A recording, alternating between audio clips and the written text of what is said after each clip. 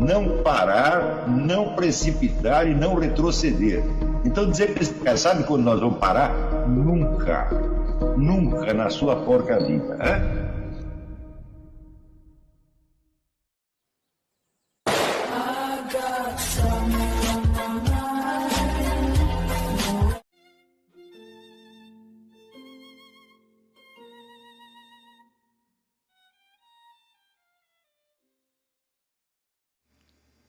E aí pessoal, tranquilo?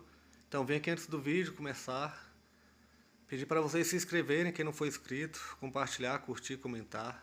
Quem puder seja membro do canal, que isso ajuda bastante. Tem também o link do Apoia-se. Quem puder ajudar nosso canal e apoiar financeiramente vai ser muito bem-vindo. Mas o mais importante é transmitir o conteúdo e os conhecimentos do professor Olavo de Carvalho para mais e mais brasileiros. Então compartilhe e ajude aí nossa causa. Muito obrigado a todos os membros, apoiadores do canal. Fico muito feliz. Tenho certeza que a gente está no caminho certo. Então fiquem com o vídeo e até mais. Valeu! Mas que não são percebidas separadamente. Jamais foram percebidas separadamente. Então, veja, todo conhecimento que nós possamos adquirir da epistemologia, da teoria do conhecimento, deve ser obtido através da análise da percepção real, da análise do conhecimento real. Tá certo? E não através de hipóteses artificiosas.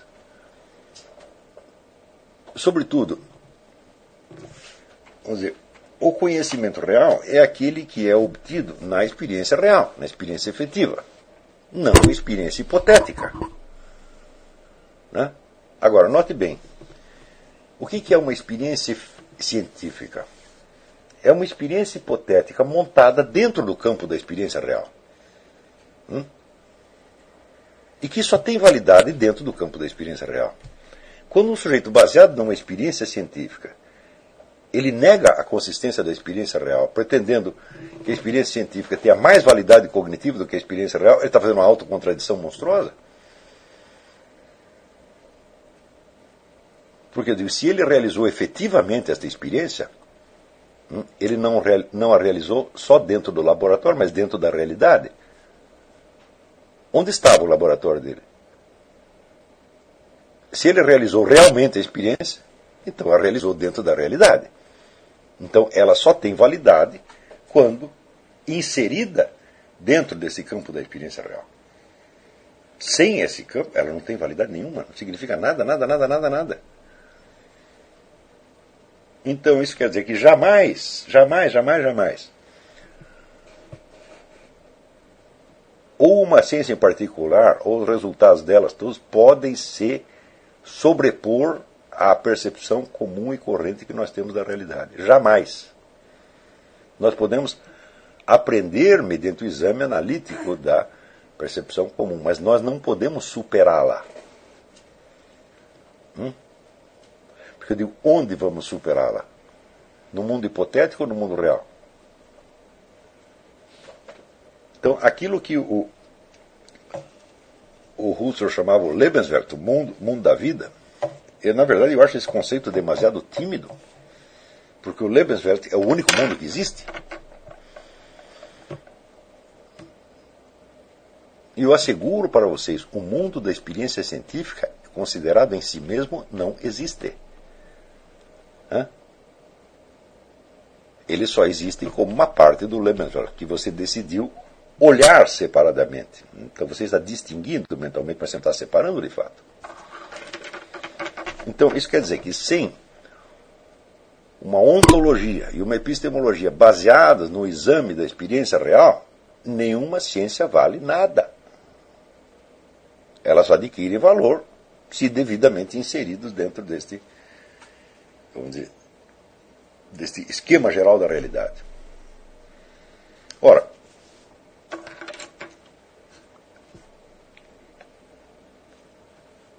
o Jean Piaget, no livro Sabedoria e Ilusões da Filosofia, ele diz o seguinte, ele diz que só o que dá conhecimento efetivo são as ciências. A filosofia dá-nos apenas um senso de orientação e de valores. Me diz sobre esta frase.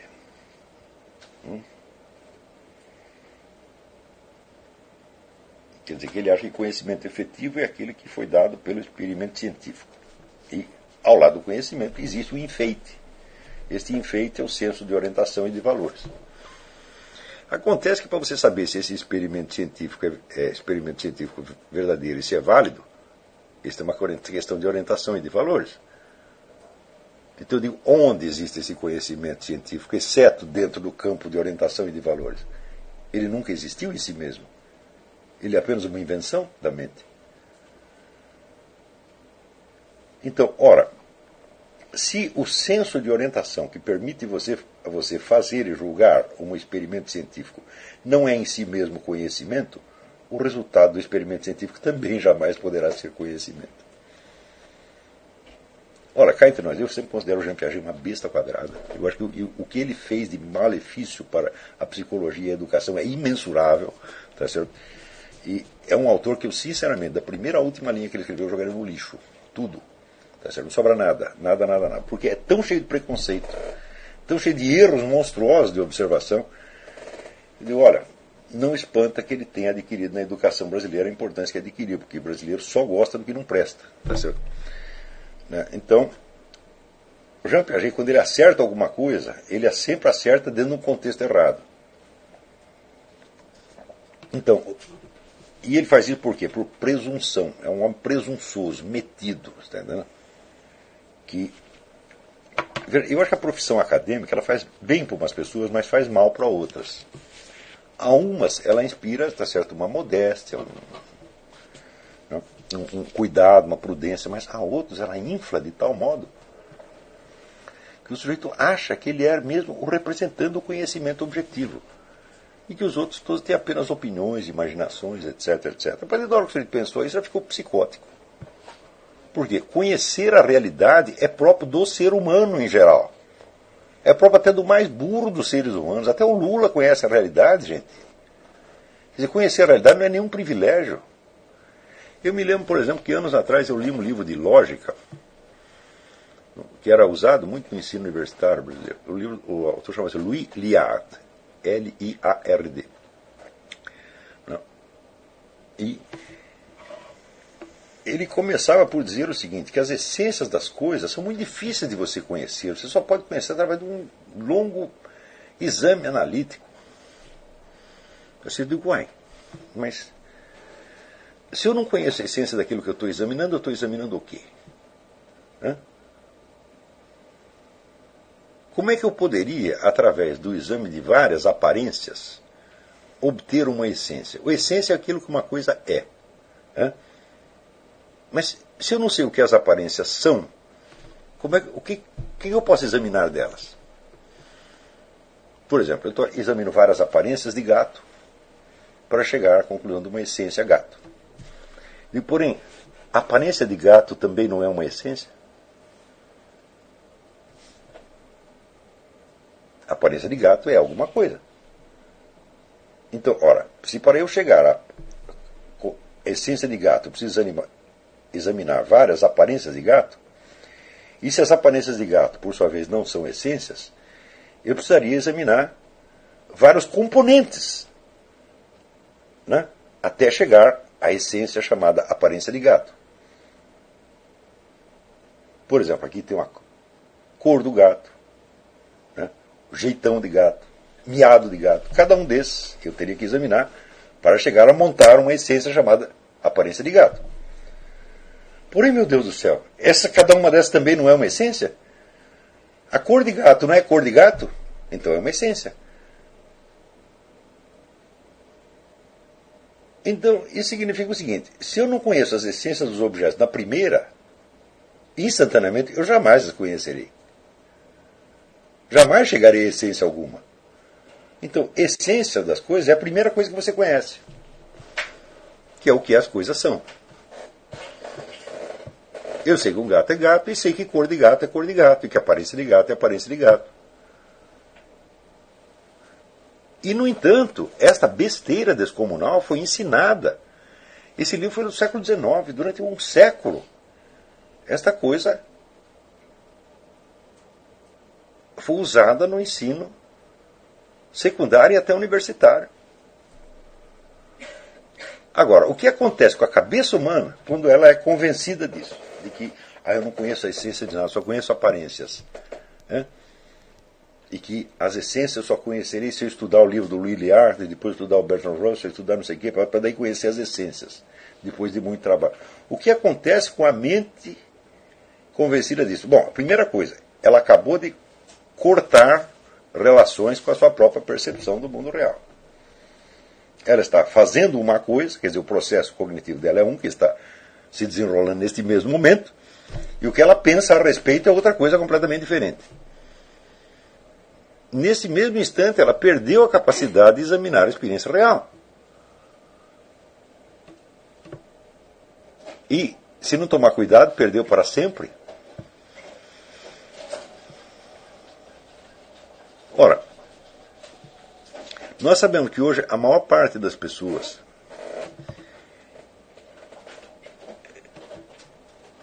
vive num mundo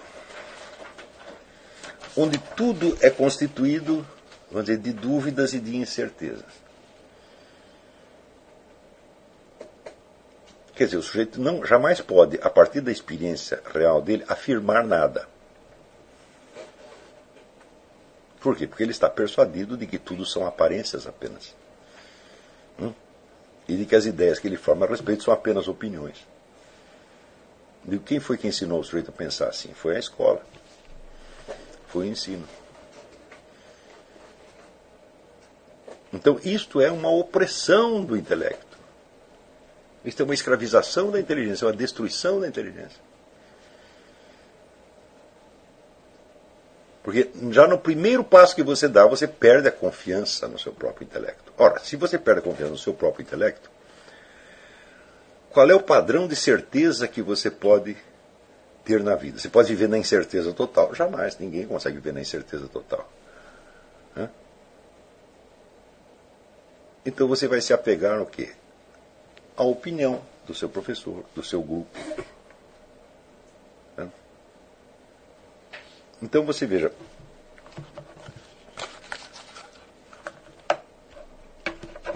hoje em dia quase todas as pessoas dizem que não existem verdades absolutas, que tudo é relativo. Mas experimente discutir, questionar uma única opinião delas. Elas ficam brabíssimas no mesmo instante. Ou seja, o que elas querem dizer é o seguinte: não existe nenhum conhecimento objetivo de nada. A única autoridade sou eu. E o meu grupo, e a minha turma. Então, este é o modo raciocinante que se usa hoje em dia. E é o único que é admitido em todas as discussões públicas. Não pode haver teste objetivo do que quer que seja. Só existe o valor da opinião dominante. Então nós estamos num estado, vamos dizer, de opressão mental como nunca existiu na história humana. E esse é o resultado do iluminismo. O iluminismo começa a dizer, não, nós temos que seguir a razão, nós não podemos nos seguir o argumento de autoridade. Passados 2 séculos, eles criaram o argumento de autoridade mais indiscutível, mais inquestionável, mais dogmático que existe no mundo. Onde a simples hipótese de você dizer não já te configura como doente mental. Não há mais teste racional de coisíssima nenhuma. Quer dizer, o culto da razão terminou, vamos dizer, na total destruição da razão e na sacralização da opinião dominante. Experimente, contra uma opinião dominante qualquer, levantar qualquer fato comprovado.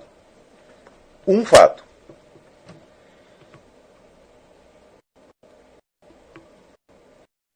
O senhor diz que você é louco.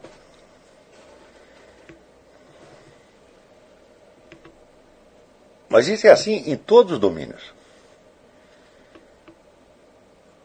E será que isso é assim só popularmente, só entre os populares, mas existe uma camada de intelectuais que raciocinam independentemente? Falam, não, são justamente os intelectuais que impõem esse tipo de coisa. Agora, se é para aceitar isso, meu filho, então você desista da sua condição de animal racional. Você vai se imbuir, então, do espírito da horda, tá certo? E jamais vai poder enxergar algo com seus próprios olhos. Aquela famosa pergunta do Groucho Marx, afinal, você vai acreditar em mim ou nos seus próprios olhos? Já está respondida de antemão. Tem que acreditar no que dizem, jamais nos seus próprios olhos.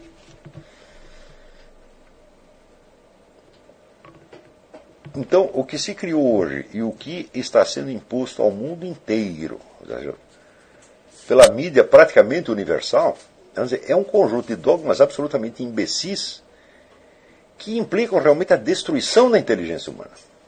A destruição total e provavelmente irreversível. E por isso que nós estamos atravessando hoje não é um problema histórico, é uma crise de dimensões antropológicas.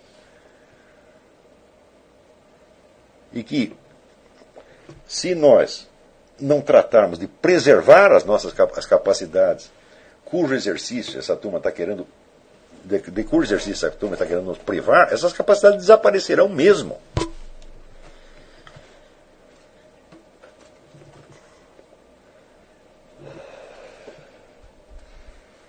Ora, veja, mesmo as pessoas mais inteligentes, hoje em dia, elas, quando elas começam a pensar uma coisa diferente do que sai na mídia, elas ficam aterrorizadas. Elas sentem que ficaram loucas. Sentem que perderam o chão. Mas o que é isto, minha gente? Ao longo de toda a história humana, sempre existiu gente que percebeu que os outros não percebiam. Por exemplo, a famosa...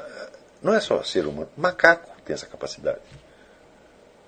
Eu não lembro onde é que eu li esse exemplo, mas é interessante.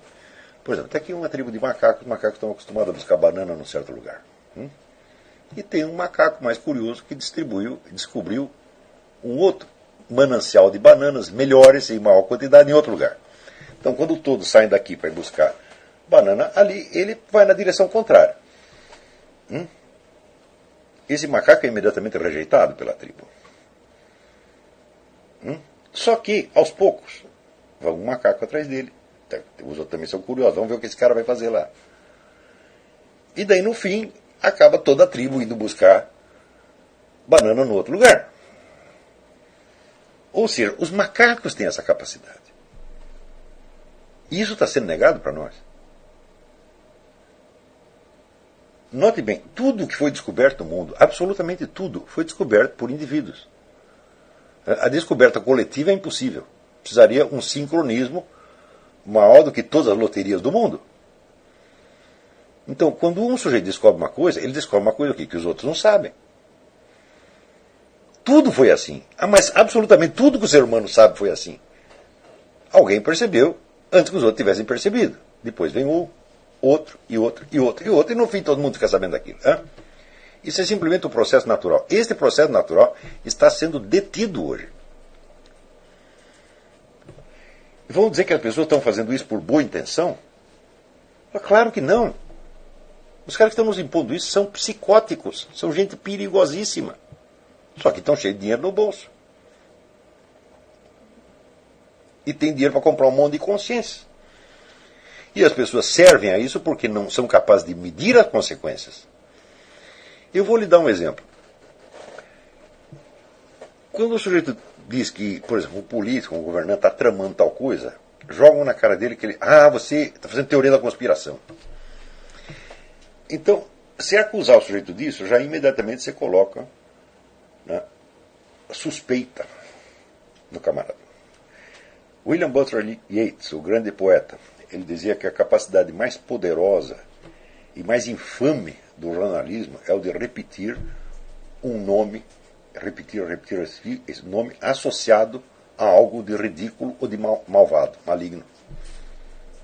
Basta você fazer isso 1000 vezes, sem prova, sobretudo sem discutir. A ideia não é colocar em discussão, é dar aquilo como se já fosse de domínio comum. Algo que nem chegou a ser discutido e que ninguém sabe, na verdade, é dado como se fosse já provado e de domínio comum. E um dos termos favoritos para isso é teoria da conspiração. Ora, como é possível que a acusação de teoria da conspiração tenha adquirido tanta eficiência justamente na época da história humana que usou do segredo como nenhuma outra anterior. Por exemplo, até o século XX, os serviços secretos atuavam só para determinados fins muito limitados, especialmente em situações de guerra. Quando veio o século XX, inventaram um negócio chamado KGB. A KGB não era um serviço secreto como os outros. A KGB investigava e coordenava tudo.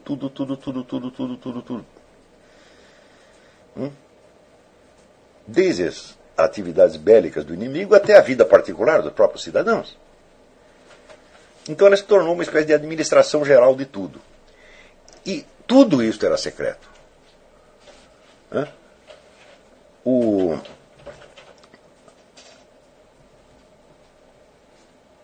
Vassili Mitrokhin, que fez um depoimento para um historiador inglês, Christopher Andrew, ele conta que ele era o encarregado, o gerente encarregado da mudança de edifício da KGB. E que tudo que saía de um edifício para ir para o outro tinha que passar por ele e ele tinha que carimbar. Assinar e carimbar. E havia 18 bilhões de dossiês na KGB. 18 bilhões de dossiês. Quantos seres humanos existem? Qual é a população da Terra atualmente? Eu acho que é os 7, 8 bilhões, hoje, não naquela época. Ou seja, havia mais de um dossiê para cada ser humano. A mudança, graças a isso, levou 10 anos. Até tirar todos os dossiês daqui e botar no outro prédio levou 10 anos. Tudo isso é uma massa de informações que só é acessível aos funcionários da KGB. Então isso quer dizer o seguinte: tudo que se passou no mundo soviético durante toda a duração do Império Soviético, e até hoje, na verdade, é secreto.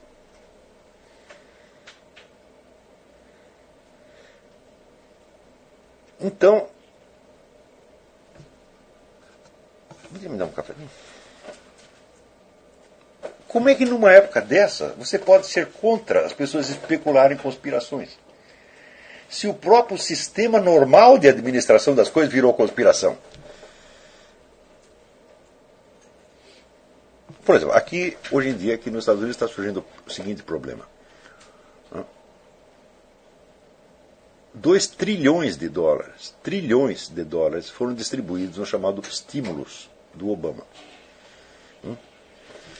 O Federal Reserve se recusa absolutamente a publicar quem recebeu esse dinheiro. Então, olha, o que é isso? 2 trilhões em empréstimos secretos.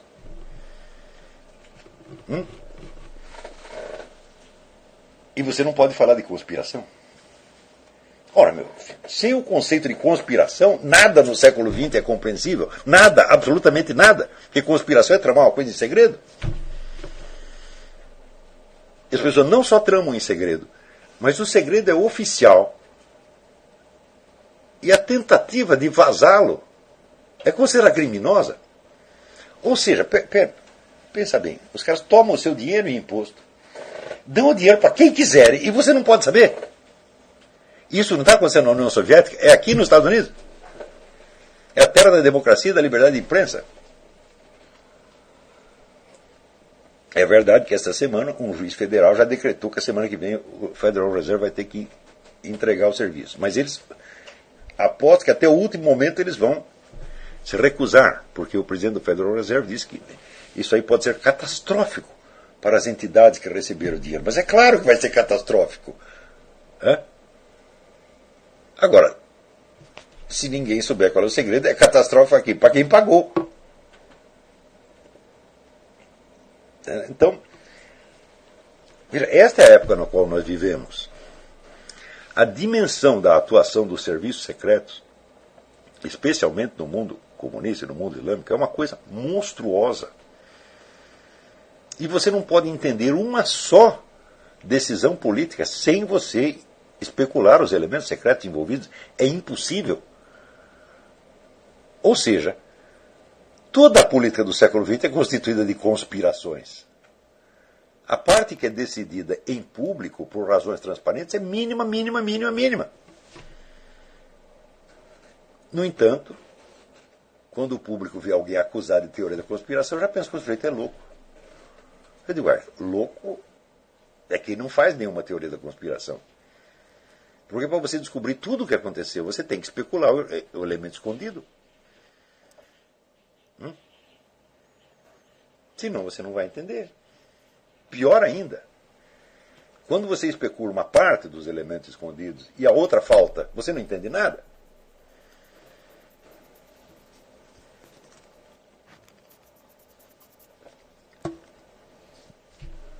Então, vocês viram até que ponto, vamos dizer, esse império, vamos dizer, da opinião dominante se tornou uma coisa estupidificante e perigosa mesmo para a inteligência humana. Porque, vamos dizer, se as condições mínimas para você investigar, entender qualquer coisa, lhe são negadas, qual é o capítulo seguinte? O capítulo seguinte é você simplesmente desistir de saber o que está acontecendo. E você baixar a cabeça e dizer, agora eu vou ser dirigido por fatores desconhecidos, mas eu confio neles, eu tenho fé neles. Eu também sou dirigido por uma coisa que eu não vejo, na qual eu tenho fé, que é Deus. Mas não é o Federal Reserve. Não é o governo Lula. Então, a mesma atitude, vamos dizer, de submissão ao mistério que as pessoas tinham para com Deus, hoje tem que ter para qualquer Federal Reserve. E quando eu digo que isso é uma crise de dimensões antropológicas, vocês acham que eu estou exagerando? Eu falo, não. Isso é a abdicação geral de capacidades e direitos humanos fundamentais. Então, quando eu inventei esse curso aqui, não foi só para responder uma situação brasileira do momento, mas para responder uma crise antropológica. Quer dizer que aqueles, vamos dizer, que conservarem, praticarem, fortalecerem essas capacidades, serão, vamos dizer, dentro de um mundo de obscuridade geral, uns pequenos pontos de luz que servirão, vamos dizer, como única orientação possível dentro da obscuridade geral.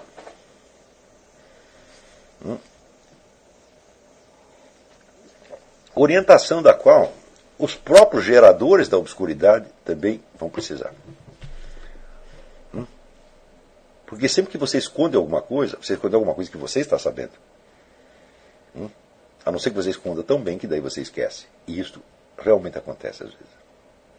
E na política internacional acontece com uma frequência assombrosa. Quer dizer, aquilo que foi escondido passa a ser esquecido pelo próprio sujeito que escondeu. E daí ele já não sabe mais o que ele está fazendo. Nós vivemos isto hoje com uma frequência assombrosa.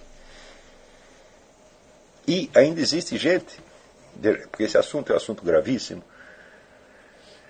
precisa de muita seriedade e muita capacidade para poder se orientar no meio disso.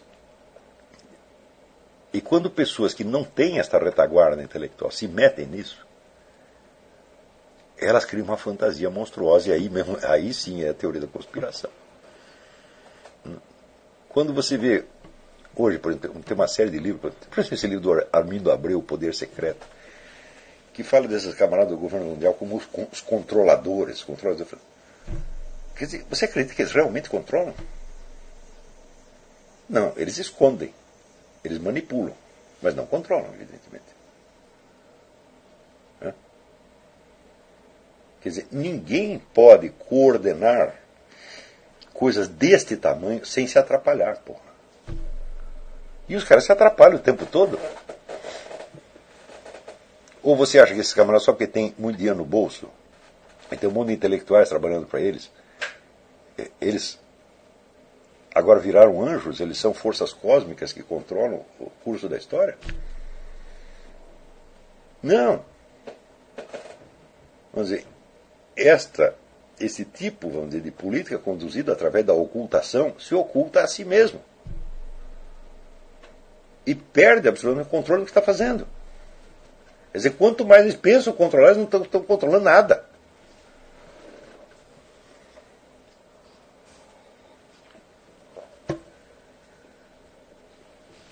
Então, por exemplo, o dia que foi lá no Council on Foreign Relations, CFR, foi lá o Kenneth Maxwell, né, grande historiador, etc., e assegurou que o Foro de São Paulo não existia. Bom, ele disse isso para umas 300, 400 pessoas que são pessoas importantíssimas, pessoas de poder, são presidentes de empresas, são senadores, são comandantes militares, são chefes de ordens maçônicas. Eu digo, bom, então tem ali 300. Desses 300, quantos sabem que o Kenneth Maxwell está mentindo? A maioria não. Então, está aqui um controlador enganando os outros controladores. Aonde que você acha que vai dar os planejamentos que esses caras fazem? Agora, o que impede que um outro sujeito se levante do outro lado da mesa e conte uma outra mentira na qual Kenneth Maxwell vai acreditar? Há alguém controlando o fluxo de verdades e mentiras? Não. Quer dizer, isso é uma intermanipulação de cegos, loucos, cheios de dinheiro no bolso. E com uma capacidade imensa para se enganar uns aos outros. E é esta gente que dirige, entre aspas, o mundo hoje.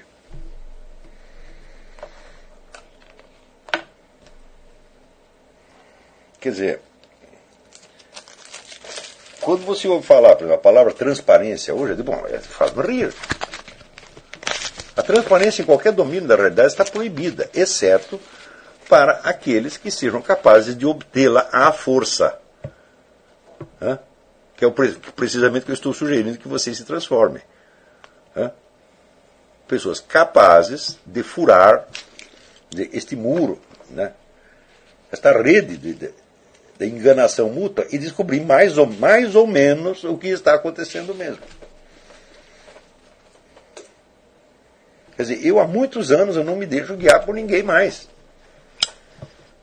Então, não porque eu seja um sujeito orgulhoso que não siga ninguém, eu falo, não, eu sigo a igreja, sigo o evangelho, quer dizer, sigo.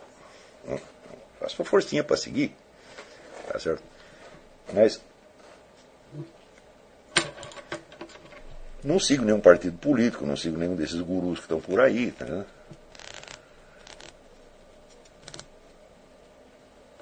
Não por ser um camarada orgulhoso, mas por quê? Porque não há outra alternativa. Eu me vejo obrigado a investigar por mim mesmo. Por quê? Porque não dá para acreditar em ninguém. O número de pessoas sinceras é mínimo. E mesmo pessoas sinceras, por exemplo, eu sou um homem sincero. É para acreditar em tudo que eu digo? Falo, claro que não. É para acreditar se bate com a sua experiência. Eu não estou aqui tentando lhe passar uma verdade pronta para você acreditar. Eu estou lhe ensinando uns truques para você descobrir a verdade. Esses truques funcionam. Como é que você vai saber que funciona? Porque eu estou falando? Não. Experimenta. Vocês têm experimentado, tem funcionado, né? Pelas cartas que eu recebo, vejo que está funcionando. As pessoas, de repente, começam a perceber o que não percebiam.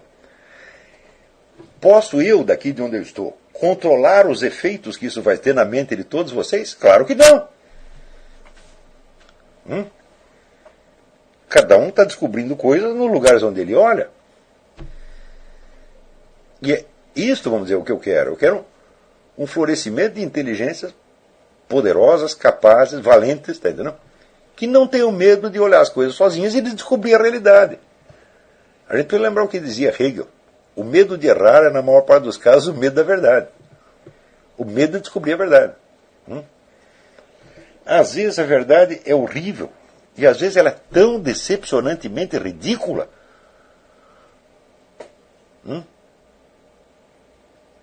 Que o cidadão médio hoje tem medo de descobrir. E a necessidade de encobrir, de manter mentiras, é assim, uma coisa tão obsessiva, tão louca, as pessoas estão aterrorizadas. Quer dizer, o sujeito que se fecha dentro de uma mentira, sabendo que é mentira, mas tendo que defender para não gerar insegurança, sobretudo insegurança dele próprio, o sujeito está no fundo da loucura e ele está dizendo que o louco é o outro que está querendo saber a verdade. Então a coisa virou de cabeça para baixo. Quer dizer, os loucos tomaram o hospício.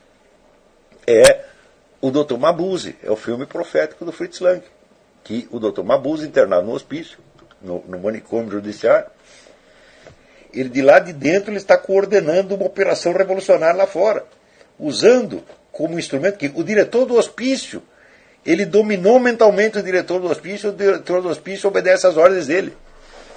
É o que está acontecendo hoje, minha gente.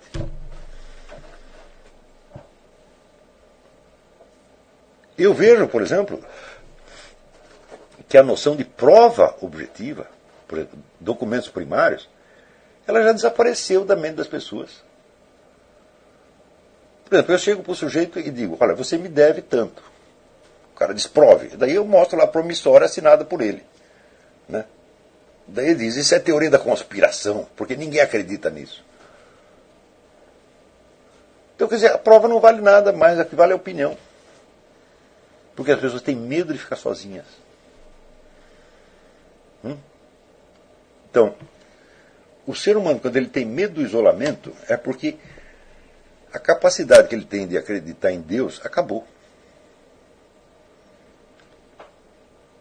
Você quer um sujeito mais solitário do que Jesus Cristo no alto da cruz? Quando ele sentiu que até Deus Pai abandonou, falou, Deus Pai, por que você me abandonou? Então não tem ninguém. Todo mundo aqui em volta está contra. Os discípulos fugiram, deram no pé. A mãe dele está lá chorando lá embaixo, não pode fazer nada. E Deus Pai, cadê? Puta, era o último, agora não tem nem esse. Isto é o modelo da nossa civilização.